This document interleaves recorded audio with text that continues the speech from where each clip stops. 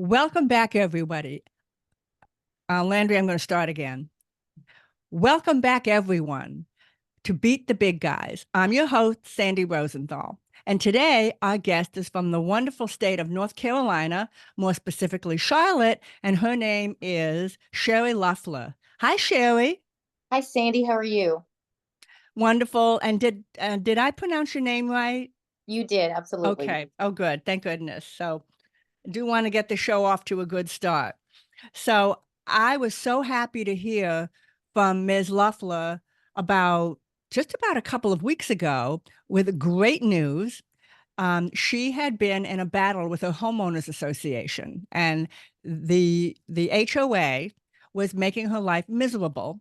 And she's back on the show today to give us a very interesting end to that story. But first, let me tell you all just a little bit about Ms. Loeffler. Can I call you Sherry? Absolutely. Okay, thank you.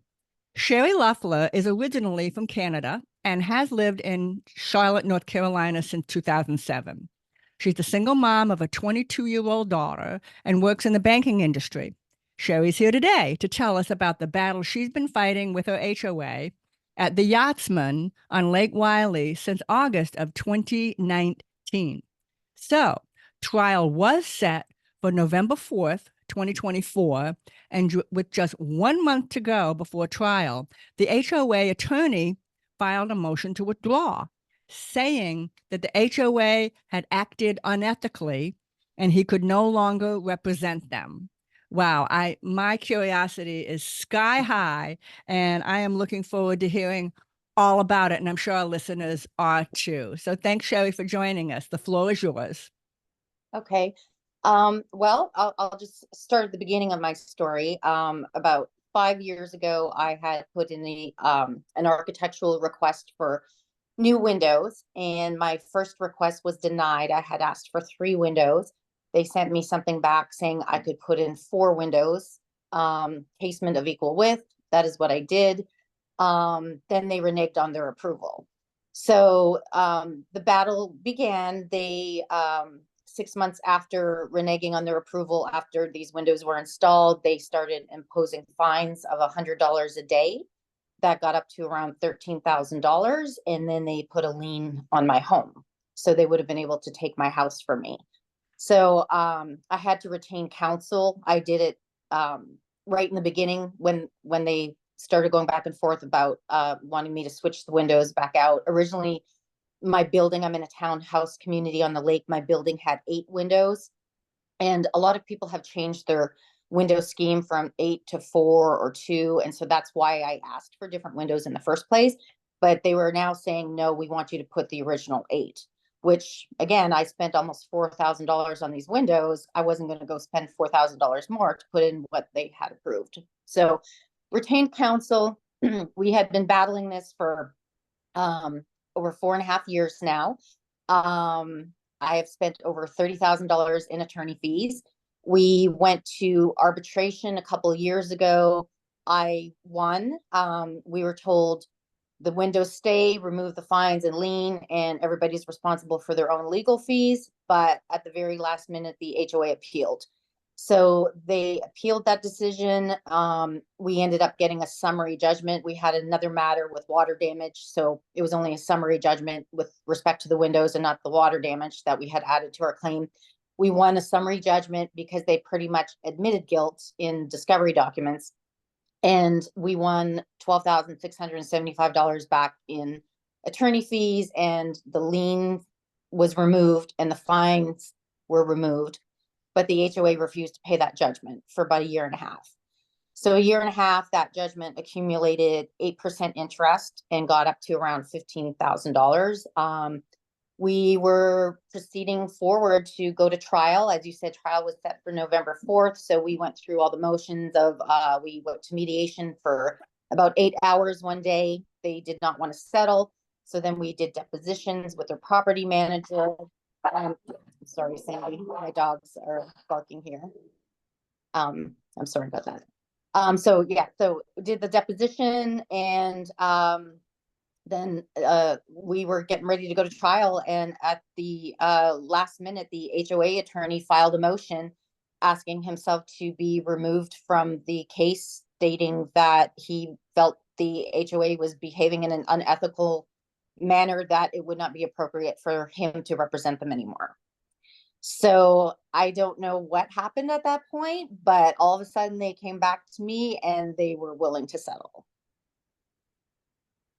Wow. And so when you say settle, what exactly that does that mean for people out there that don't really understand what that means? Right. Sorry. So we came up with a number. I mean, I don't even know that it was a fair number because, like I said, I spent over $30,000 in attorney fees, and I've had to borrow and pay interest to fight this battle. And I mean, it has cost me my health. It's cost me relationships. It's cost me a lot more than $75,000, quite honestly. But I just wanted it to be done, and I thought, okay, let's just throw that number out there. It'll at least cover my legal fees and some other expenses incurred because of this matter. And so they agreed. They'd pay the $75,000, and they would leave me alone with the windows and be done with this case. But they wanted me to sign a non-disclosure confidentiality agreement.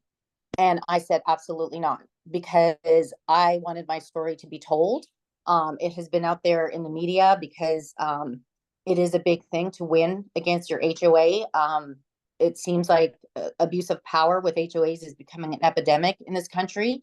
And I was fighting this battle, not just for me, but for other people. I've got to meet a lot of people through this process who are going through similar situations.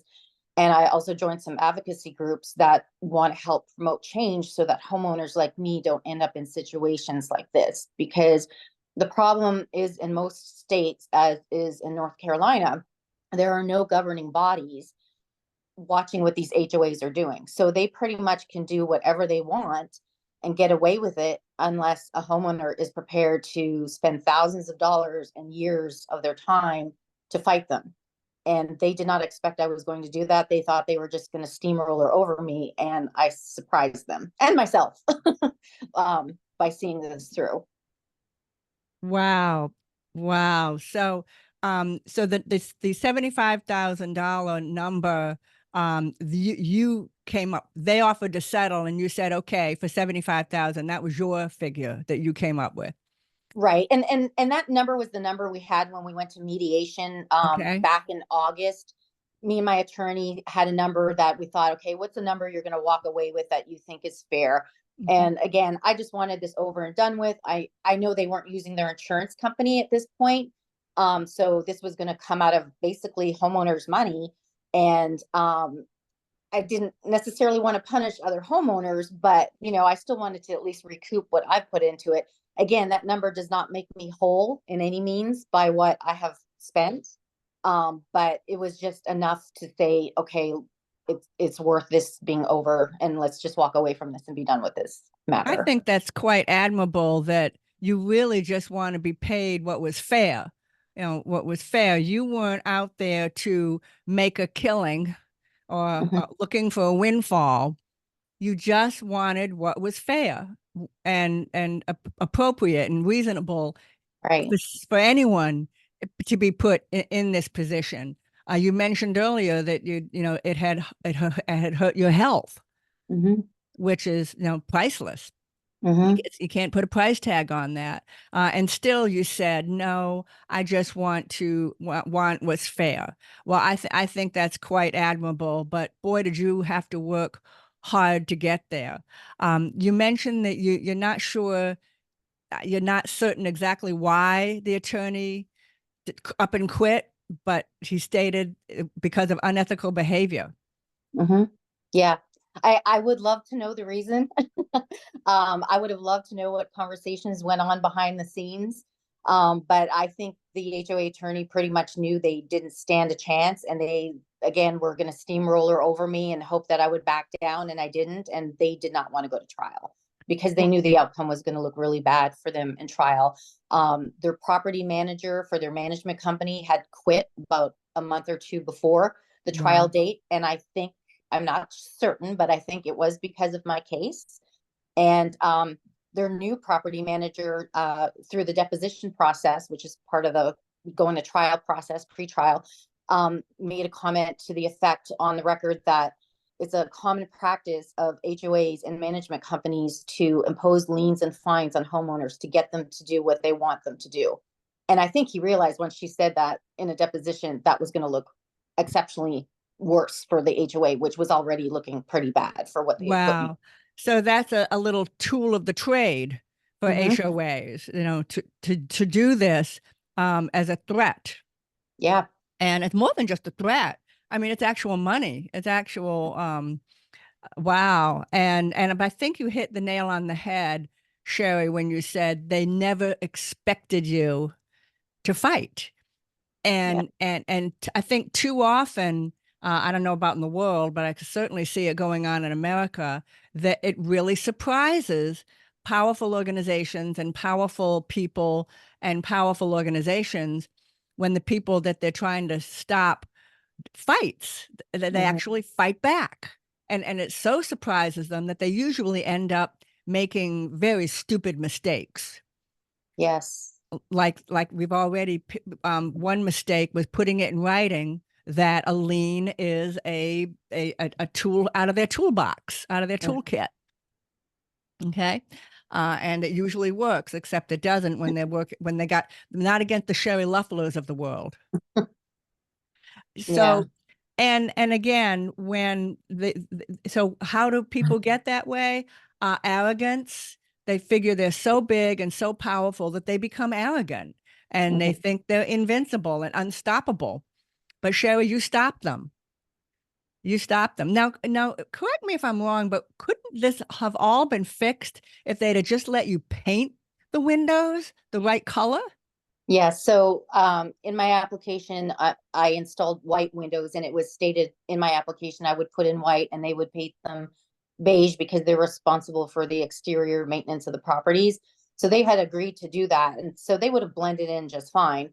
Um, so yeah, if they would have done that, that would have been great. And all along, right from day one, I offered to settle the situation. Like when they said you need to switch the windows out, I went to the vendor, who's a very reputable vendor. I said, "Hey, can you guys work with me here?" They said, "Yeah, we'll help you out. We feel bad for what you're going through." They offered to replace the windows at a restocking fee, but not at my cost. Why should I have to pay for something I did nothing wrong about, you know?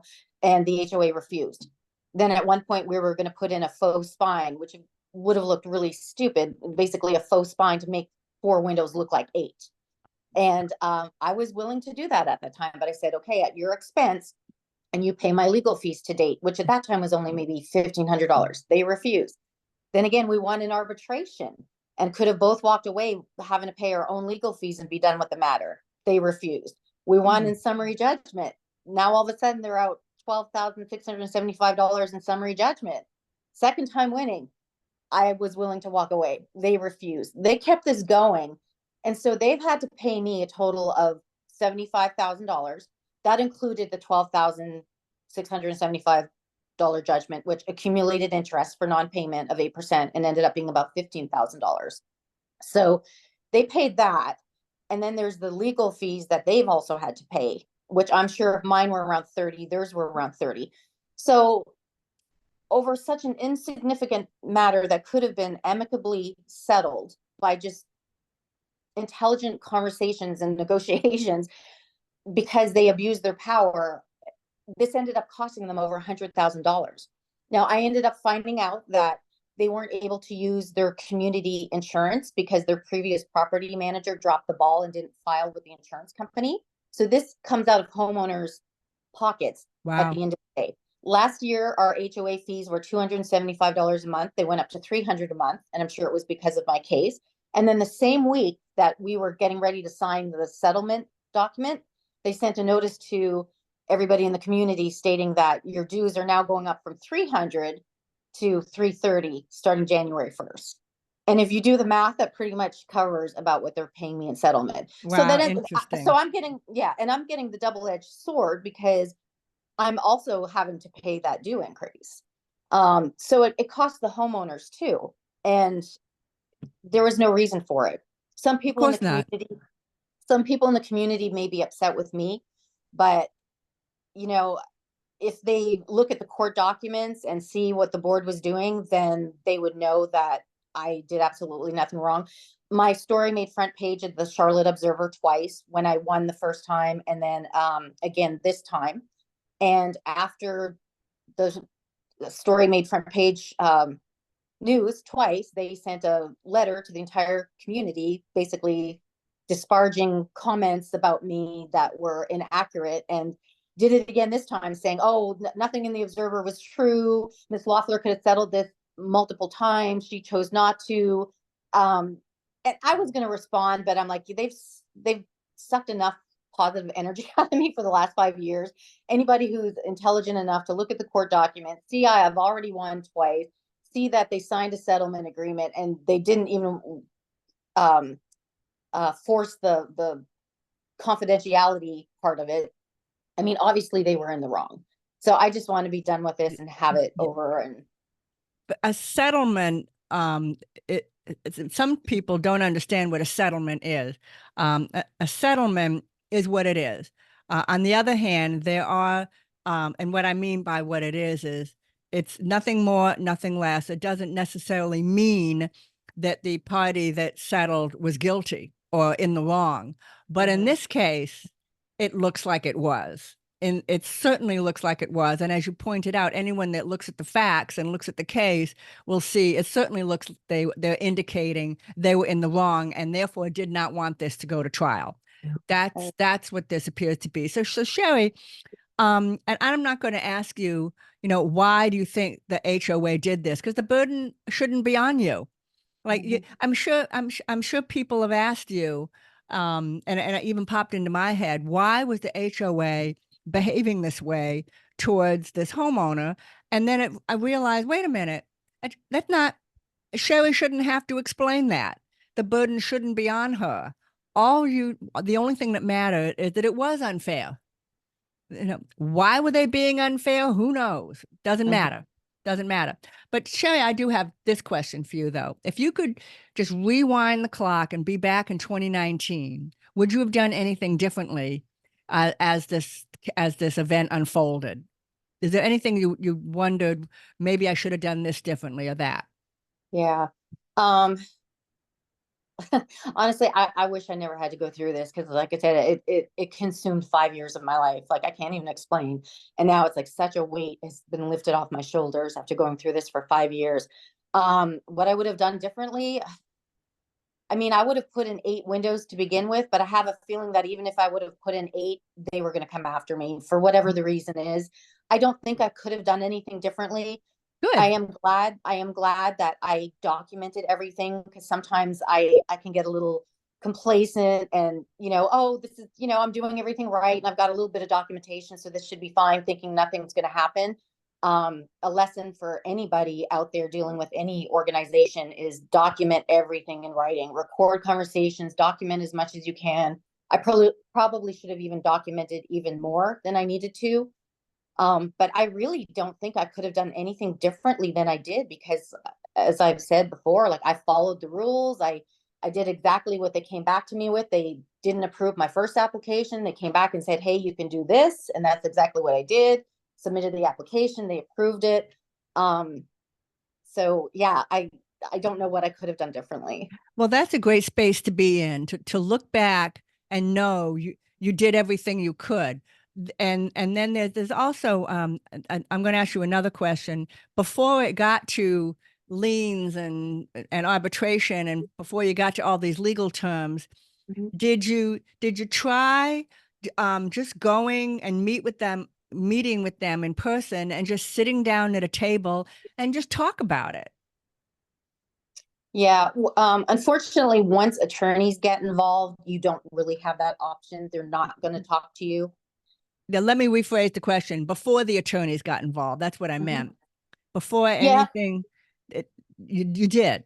But before the attorneys got involved, they had like a Zoom meeting over the phone. That was during COVID, so you couldn't meet in person. And I pretty much knew when I got on that Zoom call, they had their decision made. They didn't care what I had to say. They were not going to let the windows stay, and they were not going to pay themselves to replace them.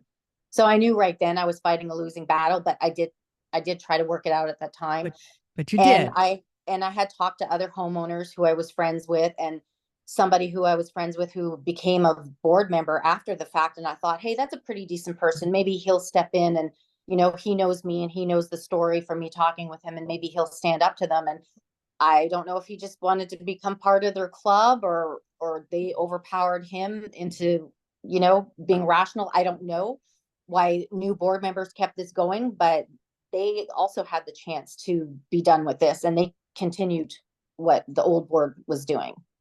Well, that is again, you're not expected to be able to read people's minds and know what people are thinking, and that is another trick that is often used to make um, someone who's being victimized, such as yourself. People will ask you, well, why is the homeowners association acting like this? Why? And the burden shouldn't be on you to explain that.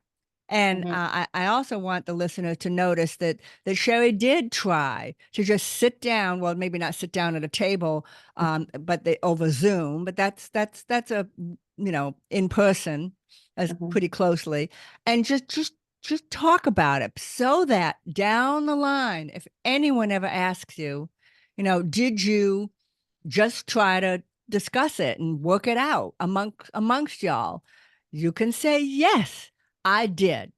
And in which case the only response is, well, you tried everything you could, and you utilized what was available to you within the system. And as Sherry has already pointed out, it didn't happen just to her. It's going on all over the country.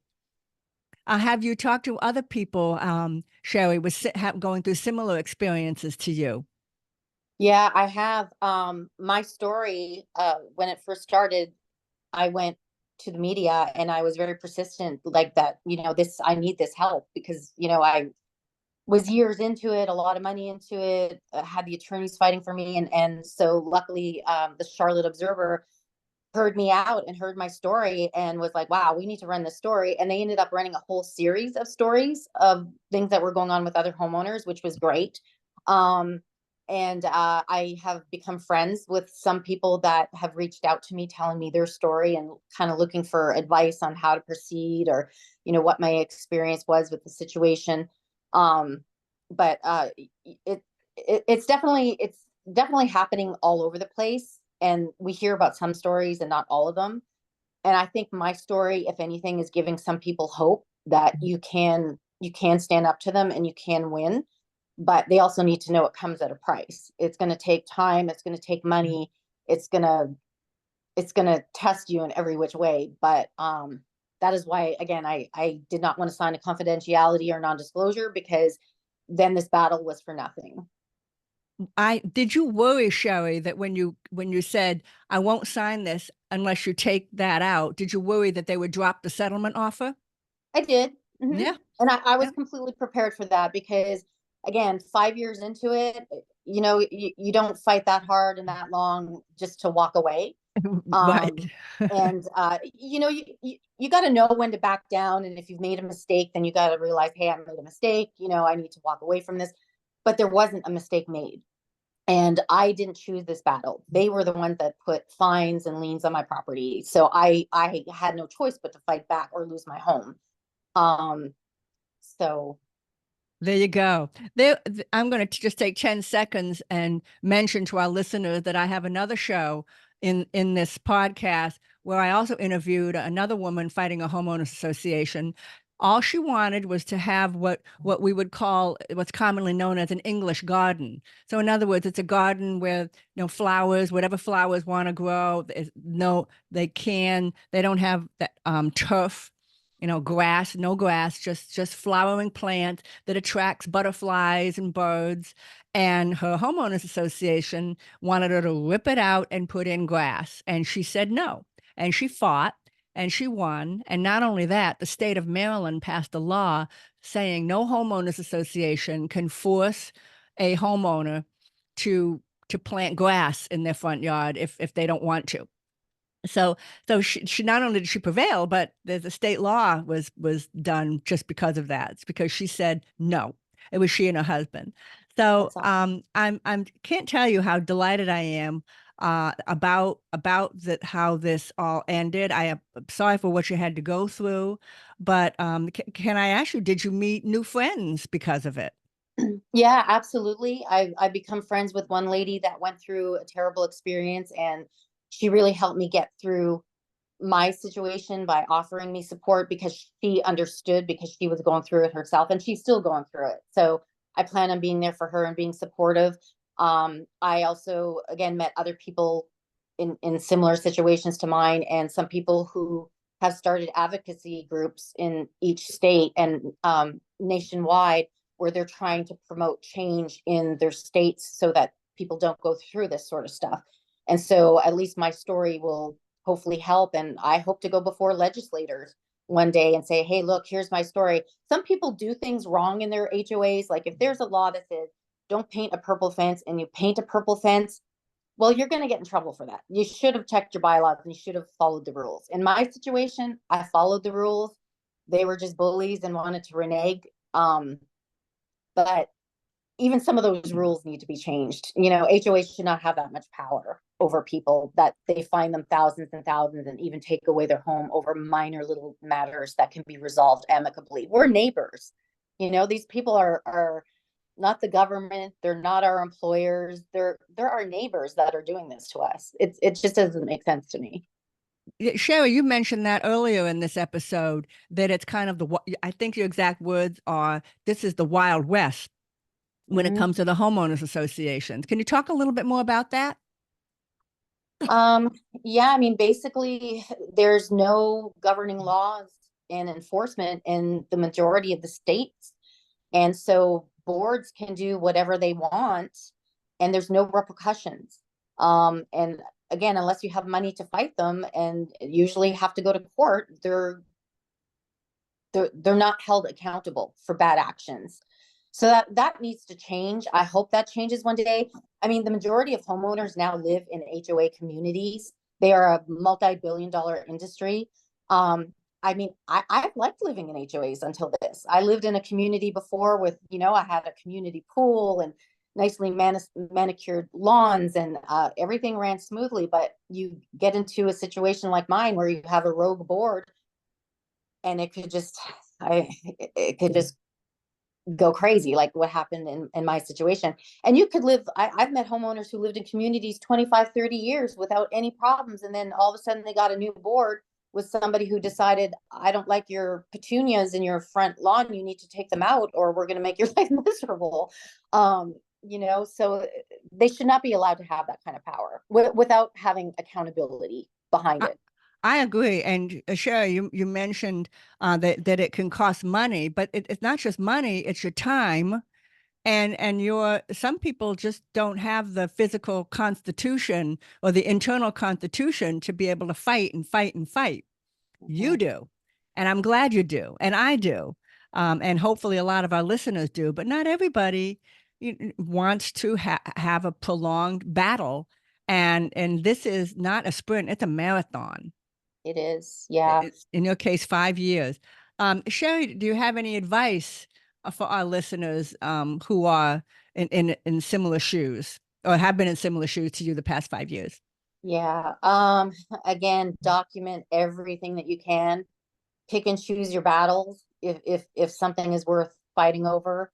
Um, you know, check your mail because a lot of these HOAs will start imposing fines on people and people didn't even realize they had them. And then all of a sudden there's a lien on their home and they lose their properties without even realizing it over just a few $100s. Seek legal counsel if you can. And you know, and one thing about that too, lawyers are out there to make their money. So, you know, they're going to drag this out because they want to keep it going. They've got their bills to pay. So it's going to cost you. A lawyer may say, "Hey, we can resolve this for $5,000." Well, you know, I was told a certain amount, and here I'm at over $30,000, and I still have some lingering attorney fees I'm paying from this. Um, but yeah, again, document everything and think twice before you move into an HOA.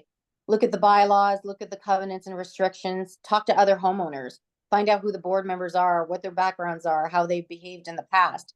check any records to see if there's been lawsuits in that board and with the management company. Research the management company. What kind of reputation do they have? Are they known for imposing fines on people? If I would have done that in the past, I think the management company has a very bad reputation in my community. And I wish I would have looked at that. I've actually been looking to sell my house and get out of here and move into a non-HOA community, which, it's kind of hard to find. So I have still looked at HOA communities, but I'm definitely looking at who their management companies are to make sure I don't end up with that same management company. But I did find out this past week that our community has fired the last management company and we're getting a new one in January. So hopefully they're a better one. And hopefully we also fire our board and get a fresh board with people who are fair. And hopefully they learn from this experience as well and think twice before doing this to another homeowner. I'm the only thing I can think of to add is some of our listeners may not be aware that there's an X-Files episode where the homeowners association were all aliens from outer space. And it's a very popular, very good episode. And now, having interviewed not one but two guests who have had to fight their homeowners, I now understand why the producers of the X-Files decided to devote an entire episode on homeowners associations, and that they're all from outer space. Yeah. Well, Sherry, it's been wonderful seeing you again back on Beat the Big Guys. And is there one last thing you'd like to say before we close this great episode? Just keep on beating the big guys. They don't have to win. They may be more powerful and you may just be one person, but you can win and you can hopefully make change for other people by standing up to the big guys. Thank you, Sherry, so much. And thank you, the listeners, for joining us today. Please, we hope that you like this episode. Please like, subscribe, and rate this podcast on all of your favorite platforms. And remember, no matter who you are, you too can beat the big guys. Okay, Sherry, stay with me. I'm just going to stop recording.